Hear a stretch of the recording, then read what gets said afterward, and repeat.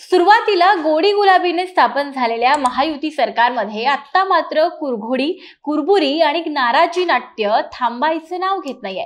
या परिस्थितीवरून आता ठाकरेंच्या शिवसेनेनं महायुती सरकारवर शाब्दिक वार सुरू केलेत।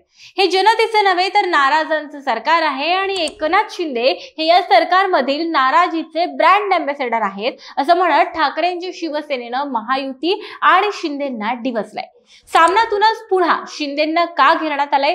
महायुती सरकारचा उल्लेख नाराजांचं सरकार असं का केला जातोय आणि या सरकारचा कारभार कोणत्या दिशेने चाललाय, सगळं पाहूयात या व्हिडिओतून। नमस्कार, मी गौरी आणि तुम्ही पाहत आहात प्राइम टाइम महाराष्ट्र। सुरुवातीला एक महत्त्वाची आठवण, तुम्ही जर अजूनही आमचं चॅनल सबस्क्राइब केलं नसेल तर ते जरूर करा। उपमुख्यमंत्री एकनाथ शिंदेंच्या वाढत्या दिल्ली वाऱ्या, रायगडच्या पालकमंत्री पदावरून नाराज असलेले आमदार भरत गोगावले आणि नुकतंच भाजपचे नेते राधाकृष्ण विखे पाटील यांनी अजितदादांबाबत केलेलं वक्तव्य, या सगळ्यामुळे आता ठाकरेंच्या शिवसेनेचं मुखपत्र असलेल्या सामनातून महायुती सरकारवर घणाघात करण्यात आलाय। सामनामध्ये असं लिहिण्यात आलंय की राज्यामध्ये मिंधे फडणवीस सरकार सत्तेत आल्यापासून जनतेचं काय भलं झालंय, होणार तरी कसं? कारण आपापसातील कुरघोड्या आणि कुरबुरींमधून सत्ताधाऱ्यांना वेळ मिळायला हवा ना। यांचा हा सगळा वेळ आणि शक्ती ही एकमेकांचे पत्ते कापण्यात आणि एकमेकांवर कुरघोड्या करण्यात, एकमेकांचे पाय खेचण्यात आणि नाराजीचा राग आवळण्यातच जात आहे।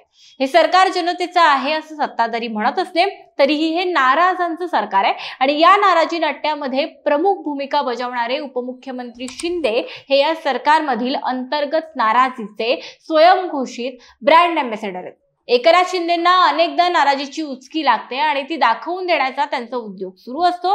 आताही त्यांना अशीच उचकी लागली आणि ते मंगळवारच्या मंत्रिमंडळ बैठकीला गैरहजर राहून थेट श्रीनगरला जाऊन बसले, असं म्हणून सामनातून शिंदेंना पुन्हा एकदा डिवचण्यात आलंय।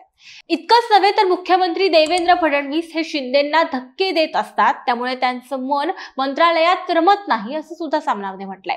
एकनाथ शिंदे हे दिल्लीला जातात, फडणवीसांवर कारवाईची मागणी करतात। पंतप्रधान मोदी, गृहमंत्री शहा यांची भेट घेऊन त्यांनी फडणवीसांबाबतच्या नाराजीचा पाढाच वाचला होता।